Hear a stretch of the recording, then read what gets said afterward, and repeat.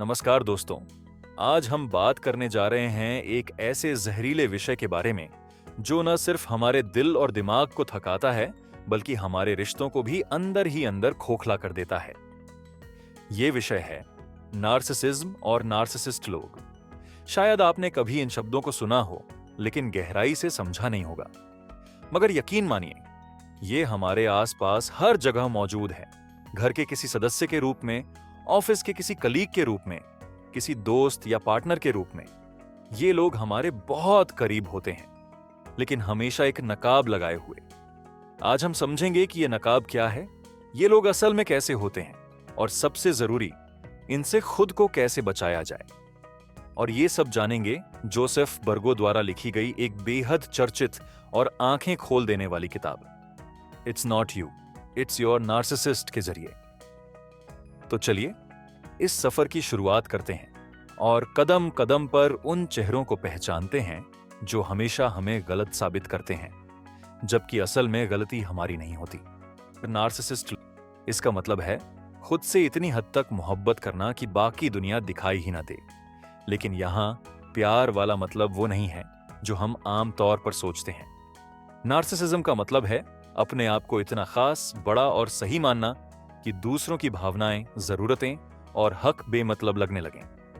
Narcissist लोग बाहर से बहुत अच्छे, स्मार्ट और आत्मविश्वासी दिखते हैं। वो आपकी तारीफ भी करते हैं, आपको खास भी महसूस कराते हैं। लेकिन जब आप अपनी पहचान बनाने लगते हैं या उनकी बराबरी करने की कोशिश करते हैं, तब वो असली रंग दिखाते हैं। ये लोग दूसरों को नीचा दिखाकर, कंट्रोल करके या इग्नोर करके खुद को बड़ा साबित करना चाहते हैं। ये नहीं चाहते कि किसी और की रोशनी उनकी रोशनी से ज्यादा तेज हो जाए। असल में नार्सिसिज्म एक तरह की मानसिक सोच है जो हर इंसान में थोड़ा बहुत हो सकती है। हर कोई चाहता है कि उसकी तारीफ हो, उसे अहमियत मिले। ये नॉर्मल है। लेकिन जब ये चाहत दूसरों की इज्जत छीनने लगे, दूसरों को कंट्रोल करने लगे और हर वक्त खुद को ही दुनिया का केंद्र समझा जाए, तब ये नार्सिसिज्म बन जाता है। और अगर ये और गहरा हो जाए तो ये इंसान को बिल्कुल जहरीला बना देता है, जो रिश्तों को, ऑफिस को, परिवार को धीरे धीरे तोड़ने लगता है। तो अब जब हम ये समझ गए कि नार्सिसिज्म क्या है, कहां से आया और किसे नार्सिसिस्ट कहा जाता है, तो अब हम आसानी से उस किताब को समझ सकते हैं जिसमें यह बताया गया है कि ऐसे लोगों को कैसे पहचानें, उनसे कैसे बचें और खुद को कैसे संभालें। जोसेफ बर्गो नाम के एक मशहूर साइकोथेरेपिस्ट ने एक किताब लिखी है, यह तुम नहीं, यह तुम्हारा नार्सिस्ट है। इस किताब में वो हमें बहुत सादगी से ये समझाते हैं कि नार्सिसिस्ट लोग दिखने में भले ही कितने भी अच्छे, आकर्षक या समझदार लगें, लेकिन उनके अंदर एक ऐसा जहर होता है जो धीरे धीरे आपके आत्मसम्मान को खत्म कर देता है। किताब की शुरुआत में ही लेखक हमें एक बहुत गहरी बात समझाते हैं कि नार्सिसिज्म कोई एकदम साफ रेखा नहीं है कि कोई है या नहीं है। ये एक स्पेक्ट्रम है, यानी धीरे धीरे बढ़ने वाला स्वभाव। कुछ लोग हल्के नार्सिसिस्ट होते हैं जो कभी कभी बस अपनी तारीफ चाहते हैं। कुछ और ज्यादा होते हैं जो दूसरों की गलतियां पकड़ते रहते हैं। और कुछ इतने ज्यादा हो जाते हैं कि दूसरों की पहचान तक मिटा देते हैं, बस खुद को सबसे ऊपर रखना चाहते हैं। लेखक कहते हैं कि यह फर्क पकड़ना बहुत जरूरी है, वरना हम किसी ऐसे इंसान के बहुत करीब हो सकते हैं जो हमें तोड़ रहा होता है, लेकिन इतनी चालाकी से कि हमें एहसास भी नहीं होता। इसी बात को समझने के लिए एक कहानी बहुत जरूरी है। किरण एक कॉलेज प्रोफेसर थी, पढ़ी लिखी, आत्मनिर्भर, अपने काम में माहिर। कॉलेज में एक नया प्रोफेसर आया, रितेश। शुरू में बहुत शालीन, हर किसी से हंसकर बात करने वाला। किरण को भी वो अच्छा लगा क्योंकि रितेश उसके काम की तारीफ करता, हर मीटिंग में उसके साथ बैठता और यहां तक कि कॉफी ब्रेक में भी उसके पास आ जाता। किरण को लगा कि शायद दोस्ती बन रही है, लेकिन धीरे धीरे चीजें बदलने लगी। रितेश ने क्लासेस में अपनी तारीफें करनी शुरू की और जब स्टूडेंट्स किरण की सराहना करते तो वो कहता, हाँ वो ठीक हैं, लेकिन उनके तरीके पुराने हैं, आज की जनरेशन को थोड़ा फ्रेश अप्रोच चाहिए। किरण को लगा कि शायद वो मजाक कर रहा है, लेकिन ऐसी बातें बार बार होने लगीं। एक बार उसने प्रिंसिपल के सामने कहा, किरण मैम को थोड़ा रिफ्रेशर कोर्स कर लेना चाहिए ताकि उनका कंटेंट अपडेट रहे। यह सुनकर किरण को झटका लगा। वो समझ नहीं पा रही थी कि जो इंसान उसके इतना करीब था वो कब और क्यों उसकी बुराई करने लगा। असल में रितेश एक नार्सिसिस्ट था। उसे किरण से कोई दिक्कत नहीं थी, लेकिन जैसे ही उसे लगा कि किरण ज्यादा तारीफें बटोर रही हैं, तो वो असहज हो गया। अब उसकी पूरी कोशिश ये थी कि किरण को नीचा दिखाकर खुद को ऊपर दिखाए। वो ऐसा खुले तौर पर नहीं करता था, बल्कि मीठे लहजे में, मुस्कुराते हुए, लेकिन चोट बहुत गहरी होती थी। यही नार्सिसिस्ट लोगों की सबसे खतरनाक पहचान होती है। वो सीधे वार नहीं करते, वो आपके आत्मविश्वास को अंदर ही अंदर खोखला करते हैं। लेखक कहते हैं कि ऐसे लोग जब हमारे करीबी होते हैं, जैसे बॉयफ्रेंड, गर्लफ्रेंड, दोस्त, कलीग या यहां तक कि कोई रिश्तेदार, तो हमें समझ नहीं आता कि आखिर हमारे साथ क्या हो रहा है। हम अपनी ही काबिलियत पर शक करने लगते हैं, खुद को दोष देने लगते हैं और धीरे धीरे उस इंसान के हिसाब से जीने लगते हैं। और यही नार्सिसिस्ट इंसान चाहता है कि हम सिर्फ उसी की नजरों से खुद को देखें ताकि उसका कंट्रोल बना रहे। अब सवाल यह है कि अगर ऐसा कोई हमारे आसपास है तो हमें क्या करना चाहिए। सबसे पहली बात, हमें गिल्ट से बाहर आना होगा। यह समझना होगा कि हमारी सफलता, हमारी अच्छाई किसी की जलन की वजह नहीं बननी चाहिए। अगर कोई इंसान हमारी रोशनी से डरता है तो हमें अपनी रोशनी कम नहीं करनी है, बल्कि ऐसे लोगों से थोड़ी दूरी बनानी है। हमें सतर्क रहना है और यह पहचानना है कि सामने वाला वाकई में हमारा साथ दे रहा है या हमारी पीठ पीछे हमारी नींव खोद रहा है। जोसेफ बर्गो कहते हैं कि नार्सिसिस्ट इंसान बदलता नहीं है। हां, वो कुछ समय के लिए अपना चेहरा जरूर बदल सकता है, लेकिन उसका मकसद नहीं बदलता। वो जब तक हमें इस्तेमाल कर सकता है, करेगा। इसीलिए जरूरी है कि हम अपनी भावनाओं को, अपनी सोच को और अपनी खुद की पहचान को उसकी सोच से आजाद करें। तो ये था पहला चैप्टर, एक आईना, जो हमें यह दिखाता है कि कुछ रिश्ते ऊपर से मीठे लगते हैं, लेकिन अंदर से हमारी आत्मा को जला रहे होते हैं। जोसेफ बर्गो अपनी किताब it's not you, it's your narcissist के दूसरे चैप्टर में एक बहुत जरूरी बात बताते हैं। वो कहते हैं कि नार्सिसिस्ट लोग सिर्फ आपको कंट्रोल करने की कोशिश नहीं करते, बल्कि वो आपके अंदर बैठे उस मासूम इंसान को निशाना बनाते हैं जो बस प्यार, अपनापन और सराहना चाहता है। वो आपके अंदर की उस भावना को पहचानते हैं जिसे उन्होंने खुद कभी जिया नहीं, और फिर उसे इस्तेमाल करते हैं आपको बांधने के लिए, चलाने के लिए और धीरे धीरे थका देने के लिए। लेखक समझाते हैं कि नार्सिसिस्ट लोग अपनी कमजोरियों को कभी एक्सेप्ट नहीं करते, बल्कि उल्टा दूसरों की कमजोरियों को ढूंढते हैं ताकि खुद को बेहतर साबित कर सकें। और वो ऐसा इतनी चालाकी से करते हैं कि सामने वाला खुद को दोष देने लगता है। जब आप किसी नार्सिसिस्ट इंसान के करीब होते हैं तो वो धीरे धीरे आपको इस कदर इमोशनली मैनिपुलेट करता है कि आप हर चीज में अपनी ही गलती देखने लगते हैं। ये बात एक कहानी से बहुत अच्छे से समझ आती है।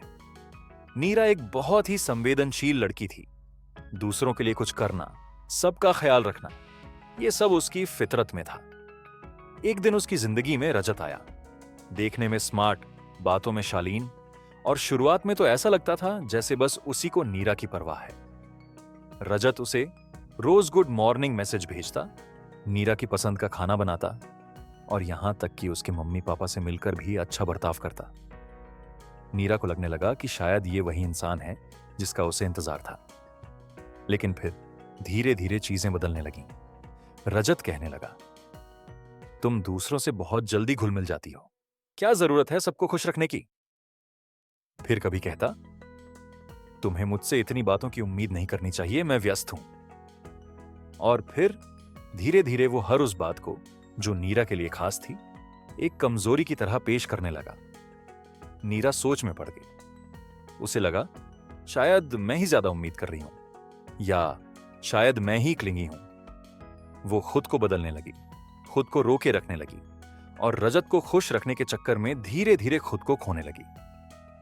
रजत हर बार जब कोई गलती करता तो नीरा से कहता, तुम्हारा रवैया ही मुझे ऐसा बना देता है। वो उसे गिल्ट का ऐसा जाल देता कि नीरा खुद माफी मांग लेती, चाहे गलती उसकी हो या ना हो।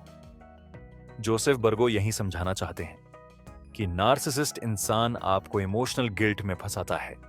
वो आपका इस्तेमाल करता है, लेकिन इस अंदाज में कि आपको लगे आप खुद को ही ठीक से समझ नहीं पा रहे। ऐसे लोग एम्पैथी का दिखावा करते हैं, लेकिन जब वक्त आता है वो आपकी जरूरतों को छोटा साबित कर देते हैं। आपके दिल की मासूमियत को वो कमजोरी की तरह पेश करते हैं। ऐसे में हमें क्या करना चाहिए? सबसे पहले हमें अपनी भावनाओं को शर्म या गिल्ट की नजर से नहीं देखना चाहिए। अगर हमें अपनापन चाहिए, प्यार चाहिए, सराहना चाहिए, तो ये हमारी कमी नहीं है, ये हमारी इंसानियत है। अगर कोई इंसान बार बार ये जताए कि तुम्हारे जज्बात जरूरी नहीं है, तो जरा रुक कर देखो, शायद वो इंसान तुम्हारे प्यार का हकदार नहीं है। हमें खुद को ये याद दिलाना होगा कि अपनी बाउंड्रीज बनाना कमजोरी नहीं है, और किसी से डिस्टेंस बना लेना मतलब रिश्ते से भागना नहीं होता, बल्कि खुद की इज्जत बचाना होता है। हमें नार्सिसिस्ट लोगों के मीठे जाल में फंसने के बजाय उनकी हरकतों के पीछे की मंशा समझनी है, क्योंकि जो इंसान आपकी अच्छाई को वेपन बनाकर आपके ही खिलाफ घुमाता है, वो कभी आपका अपना हो ही नहीं सकता, अपना हो ही नहीं सकता। अब हम बढ़ते हैं तीसरे अध्याय की ओर, जिसका नाम है I am a winner and you are a loser, यानी मैं हूं विजेता और तू है हारने वाला।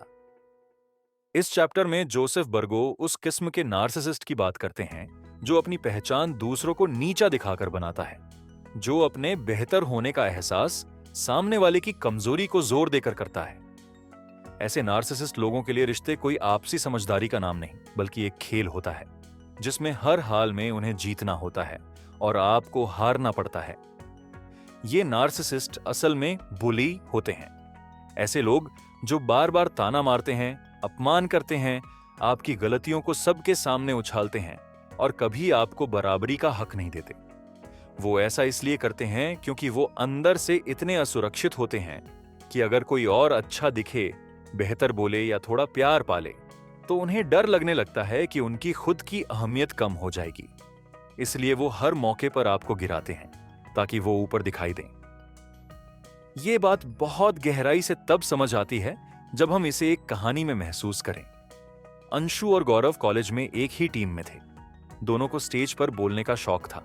अंशु थोड़ा शांत स्वभाव का था, लेकिन जब बोलता तो लोगों को सुनने में मजा आता। गौरव हर वक्त चकाचक रहने वाला, सबके सामने बोलने वाला, जोश से भरा हुआ लड़का था। लेकिन जब पहली बार अंशु ने स्टेज पर स्पीच दी और पूरी ऑडिटोरियम ने तालियां बजाईं, तभी गौरव को कुछ चुभ गया। वो बोला, अरे अच्छा बोला तू, लेकिन थोड़ा और जोश होता तो बात बनती। अंशु मुस्कुरा दिया। दूसरे दिन फिर कहा, तेरा कंटेंट अच्छा था, लेकिन लोग मेरी वाली स्पीच को ज्यादा याद रखेंगे। धीरे धीरे हर बार गौरव अंशु की कोशिश को कम करके दिखाने लगा। टीम में मीटिंग हो तो उसके आइडियाज पर कटाक्ष करता, ग्रुप में मजाक उड़ाता और फिर कहता, मजाक कर रहा हूं यार, दिल पे मत ले। अंशु परेशान हो गया, लेकिन फिर भी चुप रहा, क्योंकि गौरव सबके सामने बहुत चुलबुला और मिलनसार दिखता था। सब उसे पसंद करते थे, लेकिन अंशु अंदर ही अंदर घुटने लगा। गौरव वही नार्सिसिस्ट था जो अपनी पहचान तब तक नहीं बना सकता जब तक सामने वाला टूटा ना हो जाए। उसे जीतने के लिए मंच नहीं चाहिए होता, उसे बस किसी का आत्मसम्मान गिराना होता है। जोसेफ बर्गो यही समझाते हैं कि ऐसे नार्सिसिस्ट लोग हर उस इंसान को निशाना बनाते हैं जो शांति से, ईमानदारी से, मेहनत से अपना काम कर रहा हो। उन्हें लगता है कि अगर कोई और चमक गया तो मेरी रोशनी फीकी हो जाएगी। इसलिए वो बार बार वर्बल बुलिंग करते हैं, कभी सबके सामने मजाक, कभी ताने, कभी अपमान, ताकि सामने वाला खुद पर शक करने लगे और आखिरकार हार मान ले। अब हमें क्या करना चाहिए? सबसे पहले तो ये समझिए कि अगर कोई बार बार आपको नीचा दिखा रहा है तो ये उसकी इनसिक्योरिटी है, आपकी नहीं। हर बार चुप रह जाना समझदारी नहीं होती। जब कोई आपकी मेहनत को जानबूझकर छोटा दिखा रहा हो तो आपको अपने अंदर वो ताकत लानी होगी कि आप रिस्पेक्टफुली उसे बाउंड्रीज दिखा सकें। कभी कभी ऐसे लोगों से दूरी बनाना ही सबसे बड़ी जीत होती है। और सबसे जरूरी, अपने आत्मसम्मान को किसी की तुलना का शिकार मत बनने दीजिए। आप जैसे हैं, जहां हैं, जो कर रहे हैं, वो कम नहीं है। जो इंसान आपकी सफलता से खुश नहीं हो सकता, वो आपका शुभचिंतक नहीं हो सकता। याद रखिए, किसी की रोशनी को बुझाकर खुद को दीपक नहीं बनाया जा सकता। जोसेफ बर्गो की इस किताब यह तुम्हारी नहीं, यह तुम्हारा नार्सिसिस्ट का चौथा अध्याय एक ऐसे रिश्ते की परतें खोलता है जिसे हम अक्सर पवित्र मानकर हर दर्द को चुपचाप सह लेते हैं। माता पिता और बच्चे का रिश्ता। लेखक बताते हैं कि कुछ नार्सिसिस्ट माता पिता ऐसे होते हैं जो अपने अधूरे सपनों, अपने दबी हुई महत्वाकांक्षाओं को अपने बच्चों के जरिए पूरा करना चाहते हैं। उन्हें लगता है कि बच्चा उनका एक्सटेंशन है, उसकी अपनी कोई इच्छा, पहचान या रास्ता नहीं होना चाहिए।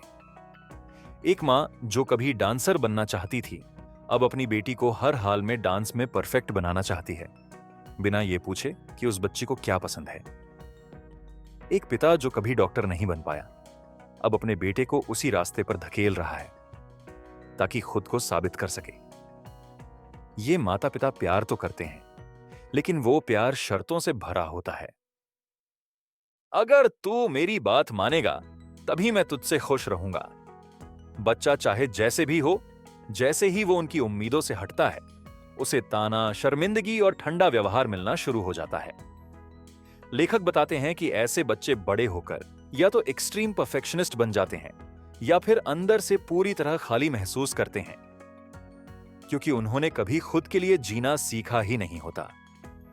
5वें अध्याय में जोसेफ बर्गो एक ऐसे नार्सिसिस्ट की बात करते हैं जो अपनी मोहकता, आकर्षण और मैं तुम्हें खास महसूस कराता हूं वाले रवैये से लोगों को अपने जाल में फंसाता है। शुरुआत में वो आपको दुनिया का सबसे अहम इंसान बना देता है, आपकी हर बात में दिलचस्पी दिखाता है, आपको स्पेशल महसूस कराता है और आपकी कमजोरियों तक पहुंच बनाता है। लेकिन जैसे ही आप उस पर निर्भर हो जाते हैं, वो बदल जाता है। अब वो आपकी जरूरतों को नजरअंदाज करता है, बात बात पर दूरी बनाता है और आपको ये एहसास दिलाता है कि आप उसके बिना अधूरे हैं। ये सेडक्टिव नार्सिसिस्ट हर रिश्ता अपने फायदे और अटेंशन पाने के लिए बनाता है, चाहे वो रोमांटिक हो, दोस्ती हो या प्रोफेशनल। उसे सिर्फ आपकी एडमिरेशन चाहिए। जैसे ही आप उसे आम इंसान की तरह ट्रीट करने लगते हैं, वो कटने लगता है। ऐसे लोग रिश्तों को एक तरह का शो समझते हैं जिसमें हर चीज उनके अकॉर्डिंग होनी चाहिए, वरना शो बंद। 6ठे अध्याय में लेखक उस नार्सिसिस्ट पर बात करते हैं जो खुद को किसी राजा से कम नहीं समझता। ऐसा इंसान अपने भीतर एक ग्रैंडियोसिटी पाले होता है, यानी उसे लगता है कि वो खास है, सबसे अलग है, उसके लिए अलग नियम होने चाहिए। जब उसे सम्मान नहीं मिलता तो वो गुस्से से भर जाता है। जब कोई उसकी अथॉरिटी को चैलेंज करता है तो वो अपमानित महसूस करता है। ऐसे नार्सिसिस्ट लोग अक्सर बड़े ओहदों पर होते हैं, बॉस, लीडर या परिवार के मुखिया, और उन्हें लगता है कि उनकी बात आखिरी है। उन्हें फीडबैक नहीं चाहिए, उन्हें सिर्फ तालियां चाहिए। लेकिन अंदर से ये लोग बहुत असुरक्षित होते हैं। जैसे ही उन्हें कोई छोटा कर दे, जैसे ही कोई उन्हें टोक दे, उनकी ग्रैंडियोसिटी चूर चूर हो जाती है और फिर वो या तो टूट जाते हैं या और ज्यादा क्रूर बन जाते हैं। इनके आसपास के लोग हमेशा दबे दबे रहते हैं, अपनी राय को छिपाते हैं ताकि इनके ईगो को चोट न लग जाए। जोसेफ कहते हैं कि ऐसे नार्सिसिस्ट से जुड़ना मतलब हर वक्त उसका गुलाम बने रहना, क्योंकि उन्हें चाहिए सिर्फ आपकी वाहवाही, न कि आपका सच। जोसेफ बर्गो की किताब it's not you, it's your narcissist का 7वां अध्याय हमें एक ऐसे नार्सिसिस्ट के बारे में बताता है जो हर बात पर खुद को एक्सपर्ट समझता है।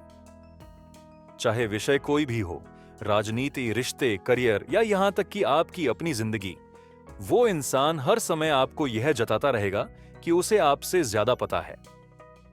जो बात आप अनुभव से समझे हैं, वो उसे सिर्फ एक YouTube वीडियो या अखबार की हेडलाइन पढ़कर पहले ही आ जाती है, और वो आपको सुनने के बजाय हर बार खुद ही बोलना पसंद करता है, क्योंकि उसके पास बहुत कुछ बताने को है, लेकिन सुनने की जरा भी इच्छा नहीं।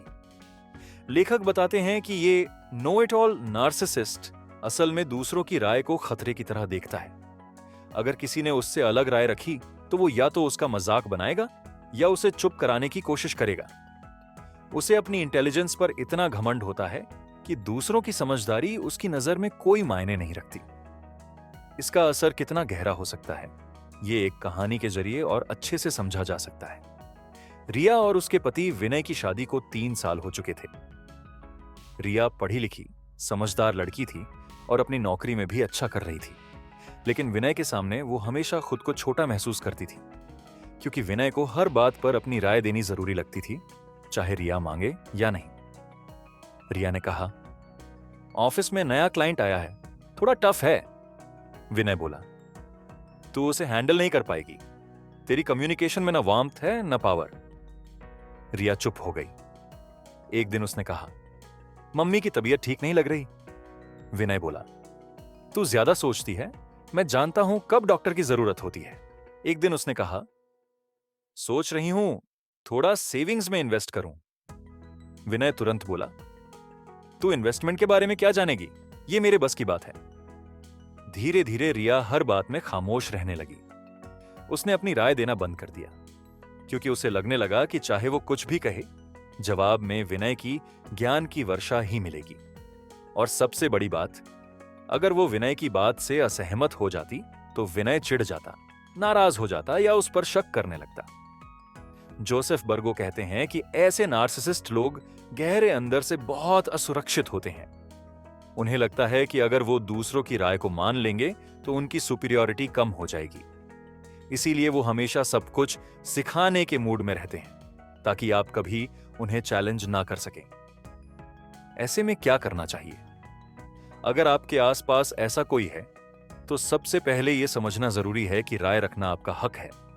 अगर कोई बार बार आपको चुप कर रहा है या हर बार आपको गलत साबित करने की कोशिश कर रहा है, तो यह आपके आत्मसम्मान के लिए जहर बन सकता है। खुद को कम आंकना छोड़िए और रिस्पेक्टफुली अपनी बात कहना शुरू कीजिए। जब आप बिना बहस के भी अपनी सोच पर कायम रहना सीख लेंगे, तो सामने वाला चाहे कितना भी जानकार हो, वो आपकी चुप्पी से हिल जाएगा। अब बढ़ते हैं 8वें अध्याय की ओर, जिसमें लेखक उस नार्सिसिस्ट की बात करते हैं जो हर हाल में खुद को सही और बाकी सबको गलत मानता है। ये इंसान कभी बहस हारता नहीं, कभी माफी नहीं मांगता, और अगर सामने वाला रो भी दे तो उसे इमोशनल मैनिपुलेशन कह देता है। ये सेल्फ राइचियस नार्सिसिस्ट एक मॉरल ऊंचाई पर बैठा होता है, जहां से उसे हर कोई नीचे दिखता है। ऐसे लोग अक्सर रिश्तों में बहुत मुश्किल होते हैं, क्योंकि वो आपकी हर गलती को गिनाएंगे, लेकिन खुद की गलती को कभी स्वीकार नहीं करेंगे। उनका विश्वास होता है कि उनका तरीका ही सही है, और अगर आप उस रास्ते पर नहीं चल रहे तो आप गलत हैं, मॉरली, इमोशनली और प्रैक्टिकली। इसका असर रिश्तों पर कैसे पड़ता है, ये एक और कहानी से समझते हैं। विकास और माया की शादी को 10 साल हो गए थे। माया बहुत सीधी सादी और समझदारी से चलने वाली औरत थी, लेकिन विकास को हमेशा लगता था कि उसकी सोच, उसका तरीका, उसकी प्रायोरिटीज सब गलत हैं। माया कहती, बच्चों को थोड़ा घुमाने ले चलते हैं। विकास कहता, तू फालतू पैसे उड़ाना चाहती है, ये जिम्मेदारी नहीं है। माया कहती, पापा को थोड़ा हेल्प कर देते हैं इलाज में। विकास कहता, मैं दानवीर नहीं हूं और तू इमोशनल होकर फैसले मत लिया कर। माया जब भी कोई राय देती तो विकास उसे या तो नासमझ साबित करता या चरित्र पर सवाल उठाता। तू अपने घर वालों के लिए बायस्ड है, तू हमेशा मेरी बात काटती है, तू कभी सही सोच ही नहीं सकती। और अगर माया कुछ कह देती या रो देती तो विकास बोलता, देखा, तू हमेशा इमोशनल ड्रामा करती है, मेरी बातों को समझना ही नहीं चाहती। जोसेफ बताते हैं कि ऐसे नार्सिसिस्ट खुद को जज समझते हैं। वो अपने हर फैसले को नैतिक मानते हैं और सामने वाले को गलत की कैटेगरी में डाल देते हैं। उन्हें बहस जीतनी नहीं होती, उन्हें मॉरल ऊंचाई पर बना रहना होता है। अब हमें क्या करना चाहिए? हमें यह पहचानना जरूरी है कि हर इंसान की सोच, परवरिश, अनुभव और हालात अलग होते हैं। अगर कोई इंसान बार बार आपको यह जताए कि उसकी सोच ही सही है, तो जरूरी नहीं कि वो वाकई सही हो। वो बस आपको दबाना चाहता है। अपनी आवाज को दबाइए मत, अपने नजरिए को छिपाइए मत। रिस्पेक्टफुली लेकिन मजबूती से खड़े रहिए, क्योंकि जो इंसान हमेशा खुद को सही मानता है, वो दूसरों की अच्छाई को कभी देख ही नहीं सकता। 9वां अध्याय, challenge me and I will hurt you, the vindictive narcissist. इस अध्याय में लेखक उस नार्सिसिस्ट की बात करते हैं जो आलोचना या विरोध को स्वीकार नहीं कर पाता। ऐसे लोग किसी भी कीमत पर अपने ईगो को बचाने की कोशिश करते हैं, और अगर आप उन्हें की चुनौती देते हैं या उन पर सवाल उठाते हैं तो वो बदला लेने के लिए कुछ भी कर सकते हैं। ये नार्सिसिस्ट अपने अहंकार के बारे में इतने संवेदनशील होते हैं कि किसी भी प्रकार की आलोचना को व्यक्तिगत हमले के रूप में लेते हैं। अगर आप उनके खिलाफ बोलते हैं तो वो हर छोटी सी बात को बुरी तरह से बदला लेने के लिए बढ़ा चढ़ाकर सोचते हैं। यह कहानी और उदाहरण से समझा जा सकता है। एक बार के बाद रिया को ऑफिस में प्रमोशन मिलने वाला था। उसका बॉस, जो एक नार्सिसिस्ट था, कभी भी उसकी राय से सहमत नहीं होता था। रिया ने एक मीटिंग में बॉस की कुछ नीतियों पर सवाल उठाया, क्योंकि उसे लग रहा था कि वह कंपनी के लिए गलत दिशा में जा रहे हैं। रिया का सवाल छोटे मोटे सुझाव से भी ज्यादा था, और यह बॉस के अहम को चोट पहुंचा गया। बॉस ने रिया से तंग आकर उसे अगले कुछ हफ्तों में कई बार नीचा दिखाया, उसकी मेहनत को नजरअंदाज किया और फिर एक दिन उसे प्रमोशन से हटा दिया। यह एक विंडिक्टिव नार्सिसिस्ट का व्यवहार था। इस प्रकार के लोग किसी भी आलोचना या विरोध का जवाब सिर्फ प्रतिशोध से देते हैं। इन्हें कोई सुधार या सुधारात्मक प्रतिक्रिया स्वीकार नहीं होती, क्योंकि इनका मानना होता है कि वो हमेशा सही होते हैं और किसी को उनके ईगो को चुनौती देने का अधिकार नहीं होता। अब हमें क्या करना चाहिए? अगर आपके 10वां अध्याय, मेरा नशा तुमसे ज्यादा मुझे मायने करता है, द नार्सिसिस्ट। इस अध्याय में जोसेफ बर्गो एक ऐसे नार्सिसिस्ट की बात करते हैं जो अपने नशे या किसी अन्य व्यसन जैसे शराब, ड्रग्स, इंटरनेट, सेक्स आदि से इतना जुड़ा होता है कि वह रिश्तों से ज्यादा उसे प्राथमिकता देता है। ऐसे नार्सिसिस्ट की जिंदगी में उनका व्यसन ही सबसे महत्वपूर्ण चीज बन जाता है और रिश्ते या परिवार की जरूरतें उनके लिए नजरअंदाज हो जाती हैं। वे अपनी लत को किसी भी कीमत पर प्राथमिकता देते हैं और उनकी आदतें उनके व्यवहार को पूरी तरह से नियंत्रित करती हैं। यहां एक उदाहरण से समझ सकते हैं। राज और सीमा की शादी को 5 साल हो चुके थे। शुरुआत में राज और सीमा के बीच प्यार था, लेकिन धीरे धीरे राज का एक गहरा शराब का नशा बढ़ने लगा। सीमा बार बार राज से कहती, तुम्हें अपनी आदत सुधारनी होगी, हम दोनों की जिंदगी को खतरे में डाल रहे हो। लेकिन राज के लिए शराब से बड़ा कुछ नहीं था। सीमा ने बहुत कोशिश की, लेकिन राज ने उसे हर बार कहा, तुम समझ नहीं सकती, ये मेरी जिंदगी है, जब तक शराब नहीं है मुझे कुछ भी अच्छा नहीं लगता। एक दिन राज ने सीमा को छोड़ दिया और अकेले अपने शराब के नशे में डूबता चला गया, क्योंकि उसके लिए शराब उसकी पत्नी से ज्यादा महत्वपूर्ण थी। ये एडिक्टेड नार्सिसिस्ट का सबसे खतरनाक रूप होता है। इन लोगों को नशे में इतना खो जाने का एहसास होता है कि वो कभी नहीं सोचते कि उनके नशे की वजह से वो अपने रिश्तों को कैसे तबाह कर रहे हैं। उनके लिए अपने व्यसन से ज्यादा कोई चीज मायने नहीं रखती, चाहे वो उनका साथी हो, परिवार हो या खुद उनकी जिंदगी हो। अब हमें क्या करना चाहिए? अगर आप किसी एडिक्टेड नार्सिसिस्ट के साथ रिश्ते में हैं, तो सबसे पहला कदम यह है कि आप अपनी सीमाएं और अपनी जरूरतें स्पष्ट रूप से तय करें। आप उन्हें यह महसूस कराएं कि उनका व्यसन किसी भी रिश्ते से ज्यादा महत्वपूर्ण नहीं हो सकता। लेकिन कभी भी यह ना भूलें कि अगर कोई व्यक्ति व्यसन से जूझ रहा है तो उसे मदद की जरूरत है, न कि सिर्फ आलोचना और डांट।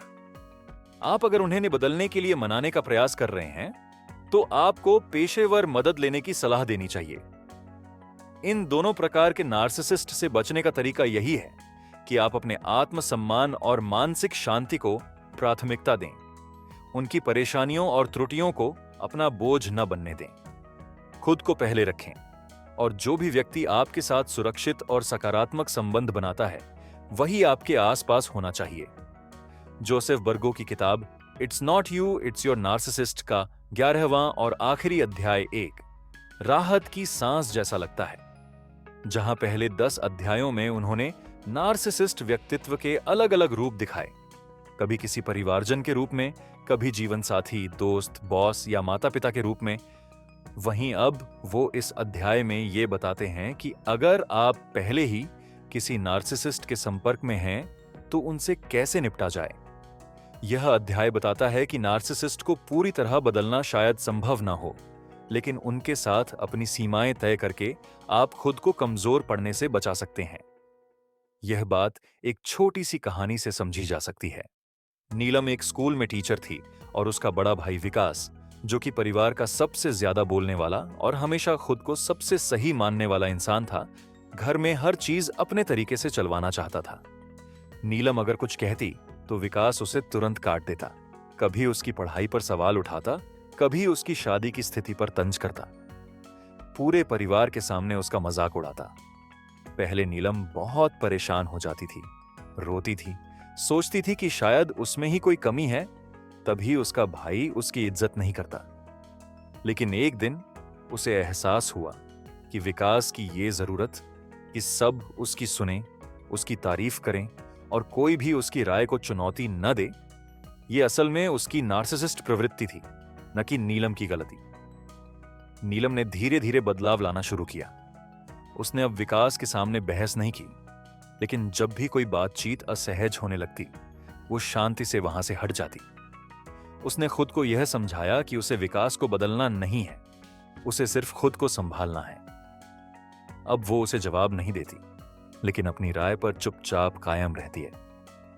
धीरे धीरे विकास भी ये समझने लगा कि नीलम अब कमजोर नहीं है और अब वो उतना हमला नहीं करता जितना पहले करता था।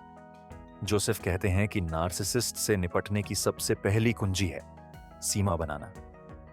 ये सीमाएं किसी दीवार जैसी नहीं होती जो सामने वाले को रोक लें, बल्कि ये आपकी सुरक्षा होती है। जब आप तय कर लेते हैं कि आप कितनी बातें सहेंगे, किस टोन में आपसे बात होनी चाहिए और कब आपको वहां से हट जाना है, तभी आप खुद को बचा सकते हैं। नार्सिसिस्ट अक्सर गिल्ट और मैनिपुलेशन से आपको अपनी बात मनवाने की कोशिश करते हैं। इसीलिए जरूरी है कि आप इमोशनली मजबूत रहें और बार बार ये याद दिलाएं कि आपकी भी एक पहचान है। दूसरी बात, नार्सिसिस्ट को ठीक करने की कोशिश बंद कीजिए। आपको यह जानना बहुत जरूरी है कि नार्सिसिज्म कोई साधारण बुराई नहीं है जिसे समझा बुझाकर बदला जा सके। यह उनकी पर्सनालिटी की गहराई में बसी हुई चीज है। आप चाहें तो प्रोफेशनल मदद की सलाह दे सकते हैं, लेकिन जब तक वो खुद अंदर से बदलाव नहीं चाहते, तब तक आपकी हर कोशिश सिर्फ आपको थका देगी। तीसरी और सबसे अहम बात, खुद पर भरोसा रखिए। नार्सिसिस्ट लोग अक्सर आपको ये यकीन दिला देते हैं कि आप गलत हैं, आप काफी नहीं हैं, आपकी सोच कमजोर है। लेकिन जब आप लगातार उनके इशारों पर चलने लगते हैं, तो आप खुद को खोने लगते हैं। इसीलिए खुद की सोच को फिर से पहचानिए, खुद से सवाल कीजिए, क्या वाकई मैं उतनी ही गलत हूं जितना वो कहता है? और खुद को जवाब दीजिए, नहीं, मैं अपनी जगह सही हूं, बस मुझे अपनी हदें साफ रखनी है। इस पूरे अध्याय का सार यही है, नार्सिसिस्ट से लड़ना नहीं है, उन्हें बदलना नहीं है, बल्कि खुद को इस कड़वे रिश्ते में भी जिंदा और सलामत रखना है। यह आसान नहीं होगा, लेकिन नामुमकिन भी नहीं। अब जब किताब का यह आखिरी चैप्टर समझ आ गया है, तो अगला कदम है अपने आसपास के रिश्तों को ध्यान से देखना, पहचानना कि कौन आपकी ताकत है और कौन आपकी थकान। क्योंकि सबसे बड़ा नार्सिसिस्ट कोई और नहीं, वो होता है जो आपको खुद पर शक करने पर मजबूर कर दे, और आप अब उसके आगे झुकने वाले नहीं हैं। इस पूरी किताब it's not you, it's your narcissist का सफर एक ऐसे आईने की तरह है जिसमें हम उन रिश्तों को पहचान पाते हैं जो हमें धीरे धीरे तोड़ते हैं, लेकिन हम अक्सर उन्हें ही अपनापन समझ बैठे होते हैं। जोसेफ बर्गो ने जिस गहराई से नार्सिसिस्ट व्यक्तियों के अलग अलग रूप दिखाए, वो एक चेतावनी भी है और एक सीख भी। हर अध्याय में राइटर ने यह समझाने की कोशिश की है कि नार्सिसिस्ट लोग बाहर से जितने आत्मविश्वासी और आकर्षक लगते हैं, अंदर से उतने ही टूटे हुए और असुरक्षित होते हैं। वो अपनी कमजोरियों को छिपाने के लिए दूसरों को नीचा दिखाते हैं, झूठी छवि बनाते हैं और रिश्तों को अपनी जरूरत के हिसाब से इस्तेमाल करते हैं।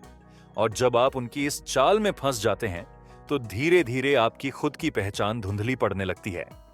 लेकिन इस किताब का सबसे सुंदर हिस्सा यही है कि राइटर सिर्फ समस्या नहीं बताता, समाधान भी देता है। वो हमें गिल्ट से बाहर निकालता है और कहता है, इट्स नॉट यू, यानी गलती आपकी नहीं है। ये वो जादुई वाक्य है जो दिल में एक नरमी और हिम्मत दोनों भर देता है। अब हमें क्या करना है? हमें नार्सिसिस्ट को बदलने की जिम्मेदारी नहीं लेनी है। हमें खुद को बचाना है। हमें रिश्तों में अपनी सीमाएं तय करनी है और अपनी भावनाओं को समझना है। और सबसे जरूरी, हमें फिर से खुद से प्यार करना है, क्योंकि नार्सिसिस्ट ने जितना हमें तोड़ा है उससे कहीं ज्यादा हम खुद को फिर से जोड़ सकते हैं। अगर आपने भी अपनी जिंदगी में कभी किसी नार्सिसिस्ट से रिश्ता निभाया है, चाहे वो कोई अपना हो, कोई दोस्त, कोई साथी या माता पिता, तो इस किताब का हर शब्द आपके लिए एक मरहम जैसा है।